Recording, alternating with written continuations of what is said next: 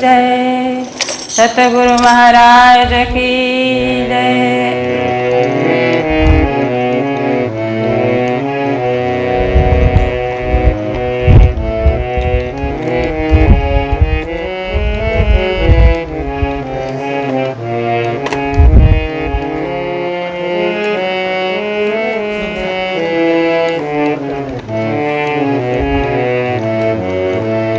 ओ मेरी बासना तुम गम के पार हो। मेरी बासना ओ मेरी बासना तुम गम के पार हो। मेरी बासना अगम पार पार पार अगम पार पार पार ताहाँ है तेरा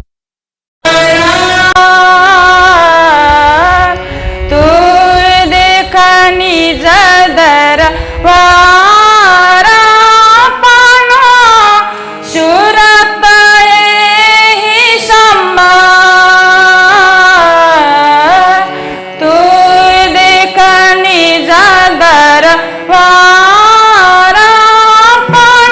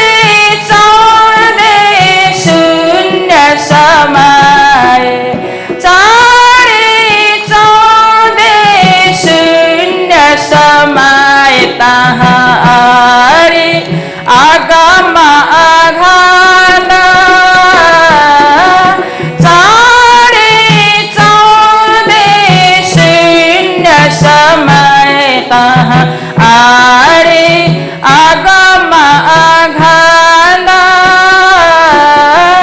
तुम चालक के पार हो मेरी बासन तुम चालक के पार हो मेरी बासना हो मेरी बासना तुम चालक के पार हो मेरी बासना।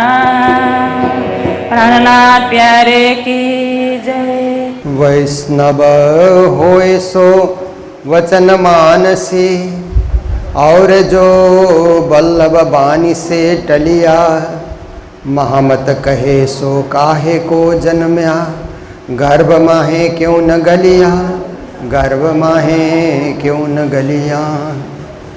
बोलो कृष्ण कन्हैया लाल की, श्री निजानंद स्वामी की, श्री प्राणनाथ प्यारे की, महारानी बाईजुराज की, महाराजा छत्रसाल की, गुरुजी मंगलदास महाराज की, श्री कृष्ण प्रणामी धर्म की, तीनों पुरी धाम की, सर्व सुंदर साथ की। आज साच कहना सो तो काहू न रुचे प्रणाम। उपस्थित धर्मप्राण शिरोमणि सुंदर साथ जी, माताएं बहनें भाइयों, प्रातःकालीन बेला मंगल बेला मंगल आरती से हमने जीवन को सजाया है। जहाँ श्री राज्य को सजाते हैं वहीं अपने आप को सजने का भी मौका मिलता है। तो देखिए, जीवन सजता है भक्ति से, जीवन सजता है भाव से, जीवन सजता है प्रेम से। कपड़े से जीवन नहीं सजता है। कई लोग सोचते हैं ना, अच्छे कपड़े पहने तो शायद हम अच्छे दिखें, अच्छे लगें, पर मात्र कपड़े से तो वो आपने अपने कलेवर को, आपने अपने बाह्य स्वरूप को ढका। आपका एक अंतर स्वरूप भी तो है, उसे भी सजाना है, उसे भी सुंदर बनाना है। कुछ लोग सोचते हैं कि आभूषणों से, अलंकारों से जीवन सजता है। अनेक आभूषण लगा करके मंदिर में भी आते हैं। शादी ब्याह में तो जाते ही हैं, सो तो ठीक है, शादी ब्याह में तो सज करके जाना ही चाहिए। पर मंदिर में अलंकरण किस लिए? मंदिर में तो सादा सीधा बन करके आना चाहिए, सात्विक बन करके आना चाहिए। राजसी और तामसी भाव लेकर के मंदिर में आने का कोई अर्थ नहीं है। निर्गुणी बन करके आना चाहिए, गुणातीत बन करके। तो पर लोगों की सोच होती है और सोचते हैं कि बिना गहने के, बिना आभूषण के कैसे चलेंगे, हम लोग तो एकदम सुना सुना लगेगा, कुछ तो डालना ही पड़ेगा। कुछ लोग और सौंदर्य के उपकरणों का प्रयोग करते हैं। बाजार में मिलने वाले तरह तरह के सौंदर्य प्रसाधन कहते हैं ना, इस तरह से अपने को सजाने का, अपने को सुंदर बनाने के लिए कई लोग इत्र छिड़कते हैं। सेंट लगाना कई लोगों का होता है ना, जब आते हैं तो ही पता लगता है कि आदमी सेंट डाल करके आया हुआ है। तो देखिए, वो उनके बाह्य भाव है, बाह्य सोच है, ऊपरी ऊपरी सोच है। पर हृदय के सोच जब जागती है ना, आंतरिक सोच, क्योंकि हमारा दो स्वरूप है ना, एक बाह्य स्वरूप, एक अंतर स्वरूप। आंतरिक रूप से आप विचार करोगे तो शरीर को सजाना नहीं, शरीर को स्वच्छ रखना जरूरी है, और शरीर को सात्विक रखना भी जरूरी है। पर सजाना है मन को, सजाना है चित्त को, सजाना है बुद्धि को, सजाना है अपने स्वभाव को, विचारधारा को, सोच को, चिंतन को सजाना है, ताकि हम कहीं चले तो लोगों को लगे कि ये सधे हुए व्यक्ति हैं, ये सज्जन है। बहुत बड़ा शब्द है सज्जन शब्द। दुर्जन, कोई हमें दुर्जन कहे तो हम दुखी हो जाते हैं ना, लड़ने के लिए तैयार भी हो जाते हैं। अरे दुर्जन कहते हो, दुर्जन कहते ही दुर्जन का स्वभाव प्रकट हो जाता है। कहते ही एक सेकंड में किसी ने दुर्जन कहा तो आपके अंदर जो दुर्जनपन सोया हुआ है ना, फट से जाग जाता है। पर किसी ने आपको सज्जन कहा तो आपके अंदर जो सज्जनपन छुपा हुआ है ना, वो जागता ही नहीं है। वो भी जागना चाहिए और सज्जन बनकर दिखाना चाहिए। जैसे दुर्जन बनकर आपने दिखाया, ऐसे ही सज्जन बनकर के, निर्मल बनकर के, पावन बनकर के दिखाना भी चाहिए। तो श्री प्राणनाथ जी महाराज हमारे अंदर की सज्जनता, अंदर की पवित्रता, अंदर का भाव, अंदर की भक्ति प्रकट करने के लिए वाणी के माध्यम से हमें प्रेरित कर रहे हैं, उपदेश दे रहे हैं, शिक्षा दे रहे हैं। तो देखिए हमारी साधना ही भक्ति साधना है। बहुत सारे संप्रदाय में शक्ति साधना होती है, देवियों की उपासना करना, उनके मंत्र का जाप करना, उनके व्रत करना, और तांत्रिक साधना करना, भगवान शंकर के नाम से तंत्र साधना करना, रात को जागना, शमशान भूमि में चले जाना, ये क्या है? शक्ति साधना है। और कई कई लोग योग साधना करते हैं, सुबह से उठ करके यम नियम आसन प्राणायाम प्रत्याहार धारणा ध्यान समाधि अष्टांग योग साधना। योग साधना के द्वारा मन को स्थिर करना और मन को समाधि तक पहुंचा देना।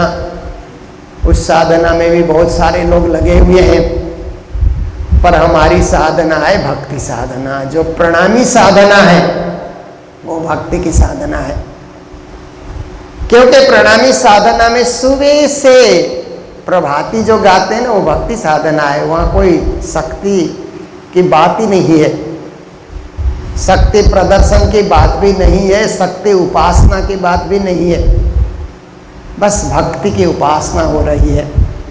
भक्ति भाव से ओतप्रोत होकर के अपने इष्ट को पुकार रहे हैं, इष्ट को बुला रहे हैं, आओ जी पधारो जी, मेरे घर आंगन को पवित्र करो।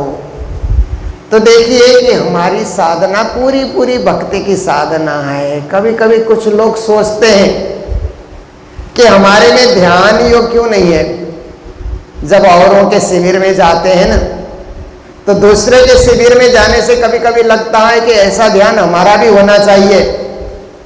आंख मूंद करके आधा घंटा बैठे, 1 घंटा बैठे, ध्यान लगाते रहे अपने इष्ट का, पर हमारा ध्यान तो सेवा पूजा से ही लग जाता है ना। क्योंकि मात्र ध्यान लगा करके बैठने से इष्ट राजी होंगे या नहीं कुछ पता नहीं। जैसे आपके घर में कोई मेहमान आ गए और आप उनका ध्यान लगा करके बैठे, तो मेहमान कितना खुश होंगे, आप खुद सोचिए। आपके घर में मेहमान आए और आप भक्ति साधना में लगे कि उनको पूछते हैं आप ठंडा पिएंगे कि गर्म पिएंगे, नाश्ता करेंगे, भोजन करेंगे, क्या करेंगे, आपके लिए क्या खिलाएं, क्या पिलाएं। सेवा में आप लग गए। भक्ति साधना में प्रेम और सेवा, ये 2 शब्द साथ साथ चलते हैं। प्रेम सेवा वाले प्रकट की थी सदगुरु ने भी नौतनपुरी से प्रेम और सेवा की भक्ति प्रारंभ कराई। इसलिए जब हम कोई मेहमान को कुछ खिलाने पिलाने की, सेवा करने की, या मेहमान कैसे थका पका आया हुआ है तो स्नान करने की सुविधा देते हैं, गर्म पानी ठंडा पानी की हम व्यवस्था कर देते हैं, तो खुश हो जाता है। सेवा आप कर रहे हैं ना, भोजन करा रहे हैं। ऐसे ही श्री राज जी महाराज को हमने बुला लिया, आओ जी वाला मारे घेरे, तो आते ही उनका चरण धोआना, चंदन चढ़ाना, अगरबत्ती करना, आरती करना, देखिए भोग धराना, ये भक्ति साधना में ऐसे ऐसे उपक्रमों को अपनाया जाता है। शक्ति साधना और योग साधना में तो बालाजी आते ही फिर ध्यान करके बैठो उनका, तो कितने देर बालाजी खड़े रहेंगे, उनकी सेवा करें, आओ भगत करें और इस प्रकार से बंदगी करें। भक्ति का प्रदर्शन हो। भक्ति ऐसे प्रदर्शन का विषय नहीं है, पर भक्ति स्वतः प्रदर्शित होता है आपके हाव भाव से, चाल चरित्र से, लेन देन से, बोली वचन से, हर प्रकार से जो आप उपक्रम कर रहे हैं उससे भक्ति का स्वतः प्रदर्शन होता है। भक्ति प्रदर्शन के लिए कोई नाचना कोई जरूरी नहीं है, पर स्वतः आपकी क्रियाओं में नृत्य का प्रदर्शन कभी कभी दिखलाई देता है। श्री प्राणनाथ जी महाराज महामंगलपुरी धाम सूरत पहुंचे हुए हैं और कई दिन से सूरत का ही प्रसंग चल रहा है, तो किरंतन ग्रंथ वैष्णवों को समझा रहे हैं। तो वैष्णव लोग तो सूरत में व्याप्त थे, वल्लभाचार्य के शिष्य, वो भी भक्ति साधना करते हैं, क्योंकि शैव साधना में शक्ति साधना होती है, और देखिए कि निराकार ब्रह्म की साधना में योग साधना होती है। पर शुद्ध साकार सच्चिदानंद पर ब्रह्म परमात्मा की जो भक्ति है उसमें तो भक्ति साधना ही होगी, और भक्ति साधना के द्वारा मुक्ति को पाना। सबका लक्ष्य तो मुक्ति ही है। हम लोग मुक्ति धाम में बैठे हैं ना, गुरु जी ने इस मंदिर का, श्री कृष्ण प्रणामी मंदिर मुक्ति धाम इटहरी नेपाल, देखिए गुरु महाराज के मन में इच्छा हुई कि नेपाल में एक पवित्र तीर्थ बनना चाहिए, तो यहाँ ये नदी किनारे आकर के उन्होंने इस भूमि को पसंद किया और मुक्ति धाम नाम से सुशोभित किया कि हर साधना का अंतिम पड़ाव है मुक्ति। चाहे आप योग साधना कीजिए, शक्ति साधना कीजिए, भक्ति साधना कीजिए, अंततो गत्वा मुक्ति ही आपको पानी है और मुक्ति ही आपको ग्रहण करना है। तो उन वैष्णवों को भी श्री प्राणनाथ जी महाराज मुक्ति तक जाने के लिए क्या कुछ करना है, यही ज्ञान उन्हें समझा रहे हैं। राग श्री में यह प्रकरण रचा गया है। आज सांच कहना सो तो काऊ न रुचे, तो भी कछुक प्रकाशों सत। श्री जी महाराज कहते हैं, अरे जिज्ञासुओं, भावुकों, भक्तों, आज के दिन में सत्य बोलने से किसी को अच्छा नहीं लगता है ना। कोई सत्य बात करता है तो बात कड़वी लगती है। सत्य वचन कोई बोलेगा ना तो ग्रहण नहीं किया जा सकता है। लोगों को ग्रहण करना आसान नहीं होता है।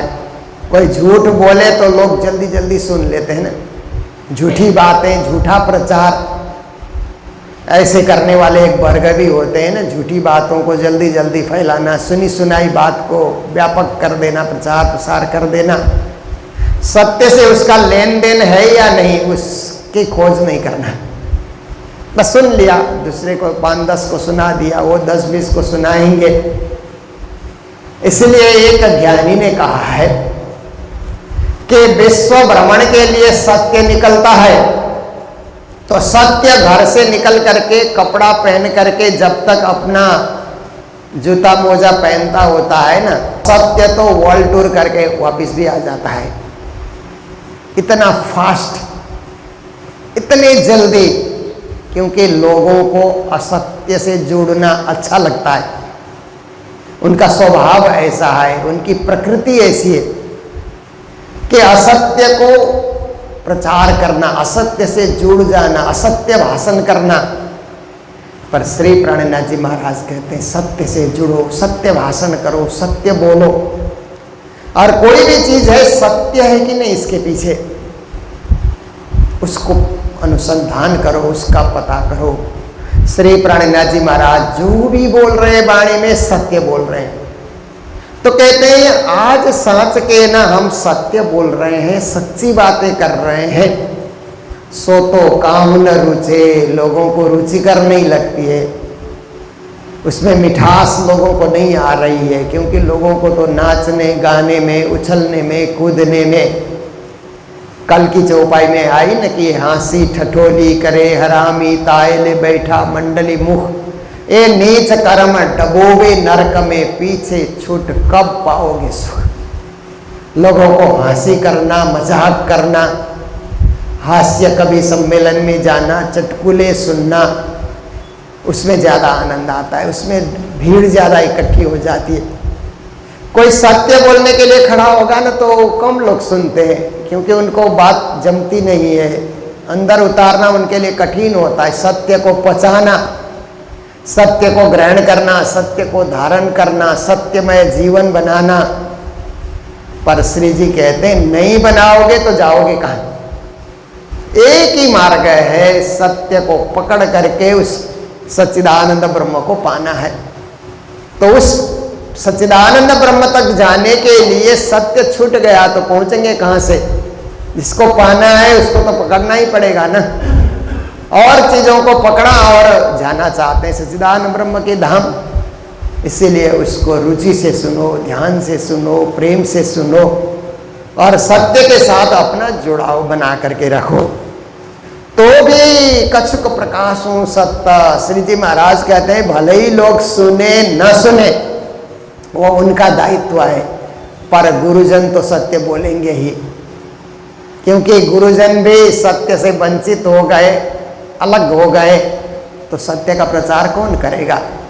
इसलिए श्री जी कहते हैं कुछ तो मैं सत्य वाणी प्रकाश करूंगा ही करूंगा, क्योंकि मेरा कार्य है सत्य का प्रचार करना, मेरा कार्य है धर्म का प्रचार करना। तो धर्म के प्रचार करते हुए हम असत्य भाषण कभी नहीं करेंगे। इसलिए वाणी सत्य भाषण है, सत्य संवाद है, सत्य उपदेश है। सत्य के साथी को सत्य के बाण चूब सी, फिर कहते हैं सत्य के पालन करता जो साथी होते हैं ना, क्योंकि दुनिया में ऐसे तो कहा जाता है कि ये 4 युग होते हैं ना, जिस युग में 100 के 100% लोग सत्यवादी हो तो उसको सतयुग कहा जाता है ना। कोई झूठ बोलता ही नहीं है, सब सत्य के पालन करते हैं। और झूठ बोलने वाले हैं भी तो परसेंटेज में नहीं आते, एकदम 100 में 100% लोग ही सत्य बोल रहे हैं। झूठ बोलते हैं तो उनकी गिनती बहुत कम है, उनको परसेंटेज में लाया नहीं जाता। 99.99 ऐसे करके लिखना पड़ेगा सत्य युग में। इसीलिए उस गिनती को राउंड फिगर में लाने के लिए 100%, 100% सत्य बोलते हैं सतयुग। पर जैसे ही त्रेता युग आता है ना, तो 75% तो सत्य बोलने वाले मिलेंगे, 25% फिर झूठ का सहारा लेने वाले। त्रेता युग उसको कहा जाता है। द्वापर युग आता है तो 50% लोग सत्य बोल रहे हैं, 50% लोग असत्य बोल रहे हैं, असत्य का सहारा ले रहे हैं। और जब कलियुग आता है ना, जिस युग में हम लोग जी रहे हैं, ये तो कलियुग है। कलियुग में 25% लोग ही सत्य बोलते हैं, 75% लोग झूठ बोलते हैं, झूठ का सहारा लिए हुए। जैसे व्यापारियों से मिलिए, जितने व्यापारी हैं वो कैसे मोल भाव करते हैं ना, पहले डबल बताएंगे, फिर कम करो, थोड़ा कम करते हैं, और कम करो, कम करते हैं, फिर भी उनका मुनाफा तो रहता ही रहता है। तो देखिए व्यापार में भी बहुत झूठ है, व्यापार में भी बहुत मिलावट है ना। लोग तो दूध में भी मिलावट कर रहे हैं। जो शहरों में दूध मिल रहा है वो सही में दूध है कि नहीं, क्योंकि वहां भी मिलावट है।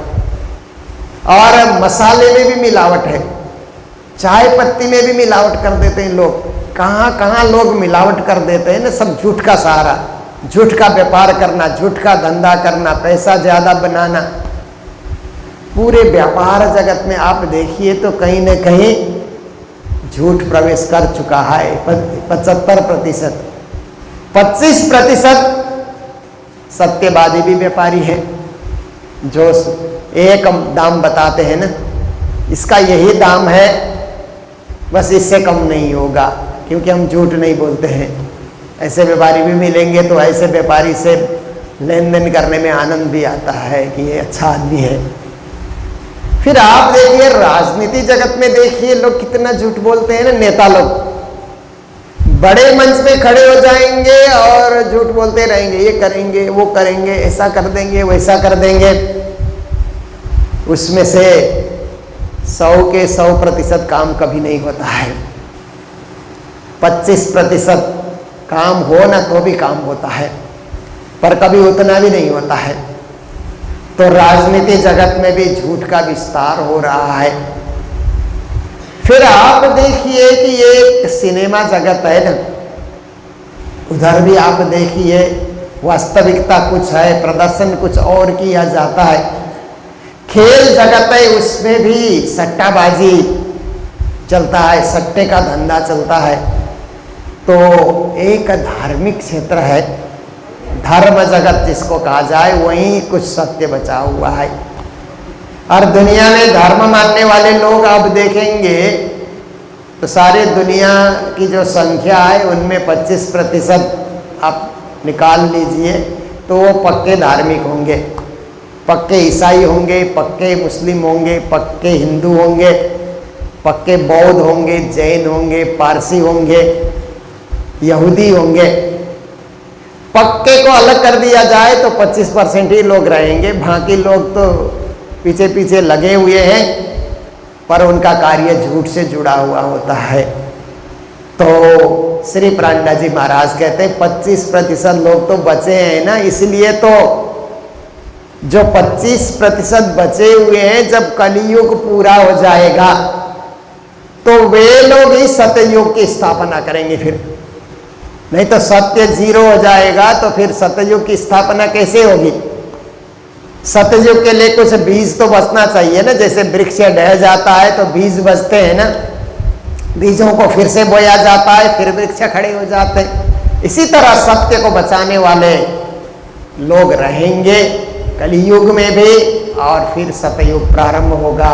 तो श्री जी कहते हैं ऐसे जो सत्य के साथी है ना, हमारे सुंदर साथ में भी कई सत्यवादी सुंदर साथ होते हैं। अच्छा व्यवहार करना, किसी को ठगना नहीं, झूठ नहीं बोलना, किसी को परेशान नहीं करना, सत्य धर्म का पालन करके सबका सहयोग करना, सबके हितैषी बनना, मित्रता का व्यवहार रखना। तो ऐसे जो सुंदर साथ हैं, ऐसे जो दुनिया में जो सत्यवादी धार्मिक लोग हैं, श्री जी कहते हैं सत्य के साथी को सत्य के बांध चुभसी। ऐसे साथियों को सत्य वचन सुनाने से अंदर तक बात जाती है, चुभती है वो बात। जैसे हमको कोई गाली दे तो चुभती है ना। तभी गुरुजी मंगलदास जी महाराज ने मंगल सुक्ति में भी कहा, प्रत्यक्ष भी वो कहा करते थे कि कोई तुमको कुत्ता कहे तो क्या करोगे, ऐसा तो गुस्सा आएगा गुरु महाराज, उसको चिल्लाने लगेंगे, डांटने लगेंगे, मुझे ऐसा क्यों बोलते हो, हमको कुत्ता क्यों कहा। तो गुरु महाराज कहते थे मैं तुमको ब्रह्म सृष्टि सुंदर साथ ऐसे बार बार बोलता हूँ, उसका तो असर नहीं होता है। किसी की गाली का इतना आपके ऊपर असर हो गया तो मेरी जो सुंदर वाणी है, सुंदर शब्द है, उसका असर क्यों नहीं होता? असर इसलिए नहीं होता है कि हम उसको ग्रहण नहीं करते, सत्य को ग्रहण नहीं करते, सत्य को पचाते नहीं है, झूठ को अंदर ग्रहण कर लेते हैं, स्वीकार कर लेते हैं। सत्य की स्वीकृति नहीं है, सत्य स्वीकार करने के हमारे पास ऐसी जो है ना धारणा नहीं है। पर कुछ लोग आज भी जिंदा हैं, आज भी बचे हैं, सत्य बात को ग्रहण करते हैं, चुप जाती है उनको, हाँ यही हमारा धर्म, यही हमारा लक्ष्य, यही हमारी परंपरा, यही हमारा जीवन। तो दुष्ट दुखासी दुर्मत्ता, जो दुर्मति वाला दुष्ट होता है, दुष्ट मतलब जो औरों को परेशान करने वाला, दुष्टाई करने वाला, दुष्टाई सबों की संघारती, हम बोलते हैं ना नवखंड आरती में, सुख अखंड विस्तारती जन सचराचर तारती भाई नई रे नवखंडो आरती। जो श्री जी की आरती हरिद्वार में हुई, उसमें उस आरती के प्रभाव से दुष्टाई का अंत कर देना और भलाई का विस्तार करना। तो यहाँ भी कहते हैं कि जो दुष्ट प्रवृत्ति वाले हैं, दूसरों को परेशान करने वाले, दूसरों को दुख देने वाले, उनको दुख न दो, ये सत्य बात है ना। क्योंकि धर्म तो यही सिखाता है ना कि किसी को कष्ट मत दो, लिव एंड लेट लिव, जियो और जीने दो, ये धर्म की शिक्षा है। इसलिए ऐसी सत्य बात उनके सामने कहें तो दुष्ट लोग, दुर्मति वाले लोग दुखी हो जाते हैं। तुम प्रवचन मत करो, हमें सुनने की जरूरत नहीं है, ऐसा करके दुर्मति वाले अपने दुर्मति का ही विस्तार करना चाहते हैं। अखंड सुख लागियो, श्री जी महाराज कहते हैं कि ये तो अखंड सुख का विस्तार हो रहा है वाणी के माध्यम से, परम धाम के ज्ञान के माध्यम से। परम धाम का ही अखंड सुख संसार में विस्तार किया जा रहा है। देखिए, जब तक संसार में है तब भी हमें अखंड से तो जुड़े रहना होगा, नहीं तो हम खंड खंड में बट जाएंगे ना। अखंड क्यों होना? जैसे हम लोग अखंड पारायण करते हैं ना, पारायण में सबसे कठिन पारायण अखंड पारायण है। ऐसे गोटा पारायण पढ़ो तो 2-3 घंटे में आराम से पूरा हो जाता है। सप्ताह पारायण पढ़ो तो बस खाते पीते सोते आराम करते हुए भी आप सप्ताह पारायण पढ़ सकते हैं। 7 दिन आपके पास समय है, क्या है। पर जहां अखंड पारायण की बात आती है तो आपको सचेत होना पड़ेगा। अच्छा, अखंड पारायण है, एक चौपाई भी नहीं छूटनी चाहिए, और बत्ती भी जला करके रखो जब तक अखंड पारायण चले, बत्ती जानी नहीं चाहिए, बहुत होश के साथ। और जो अखंड दिया जलता है वो भी बुझना नहीं चाहिए, अखंड भोग भी रखना चाहिए। क्यों हम अखंड पारायण पढ़ते हैं? कि हम खंडित संसार में आकर के भी आत्मा को अखंड करना चाहते हैं, कि अखंड से हमारा जुड़ाव बना रहे। हम अखंड से आए हैं तो संसार में भी अखंड का प्रभाव बना रहे।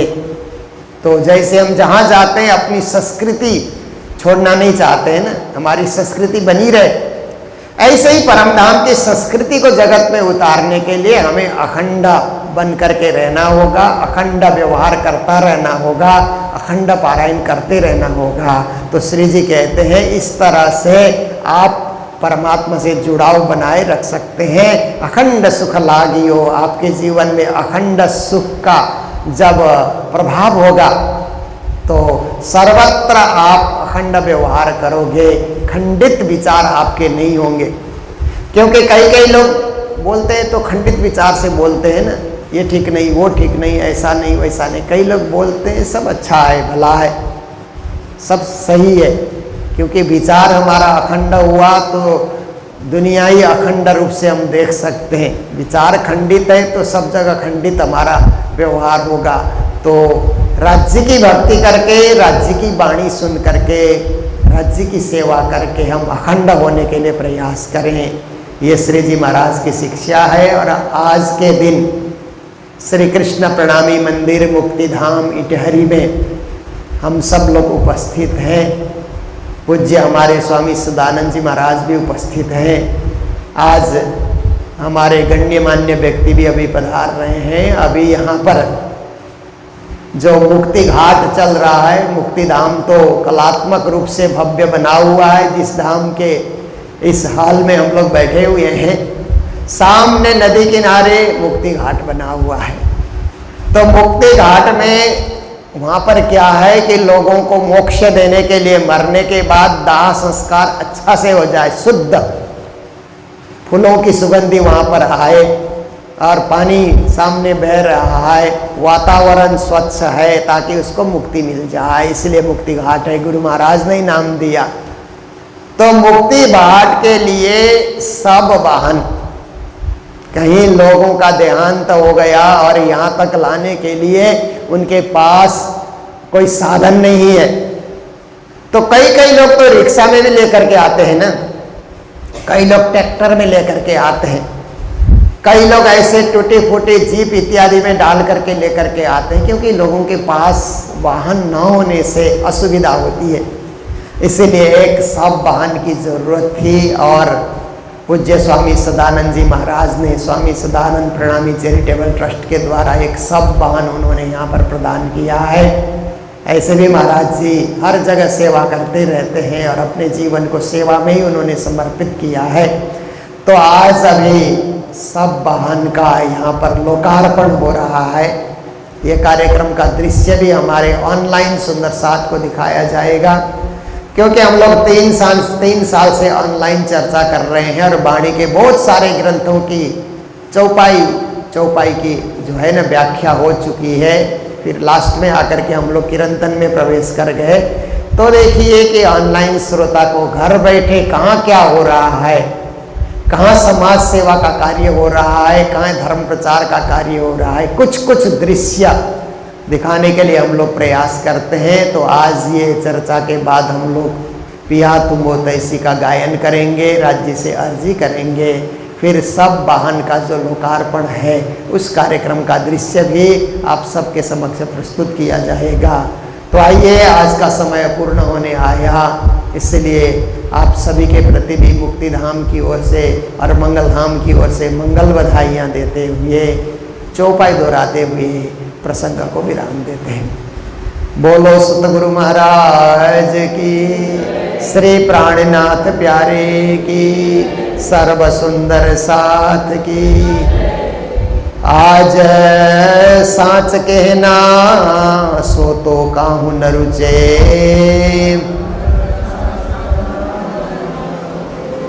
तो भी कछुक प्रकाशु सात। सत के साथी को सत के बान चुभसी, दुष्ट दुखासी दुर्माता, दुष्ट दुखासी दुर्माता। बोलो श्री प्राणनाथ प्यारे की, श्री धाम के धनी की प्रणाम। कीजियो में अर्ज करूं मेरे पीर जी, हम जैसी गोमा जीन करूं मेरा कलप तलप जाए जीव जी। जीवना तो जीवे नहीं, क्यों मीठे दिल की प्यास जी। तुम बिना में कि न सुख हूँ पिया, तुम हो मेरी आस जी। आस बिरानी तो करो पिया, जो कोई दूसरा ओ जी। जब बिद पिया जी समय रखती न जाते रोए रोए जी। जनमा दे जो होती, सो तुम देखत की जी। जब तुम आप खाओगे तब देखोगे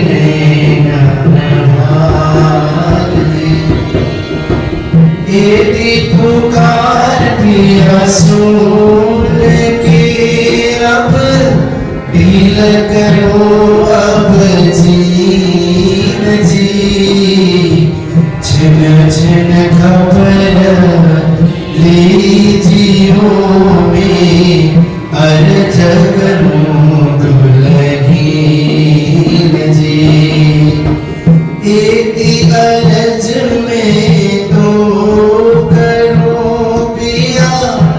सो आड़ी भई अंतराय जी सो आड़ी अंतराय डाल के दुल्हा लीजिए कंठ लगाए जी कंठ लगाए कंठ सो पिया कीजिए हाँ सभी लास जी वार न जाए श्री इंद्रावती प्रिया राखो कदमों के पास जी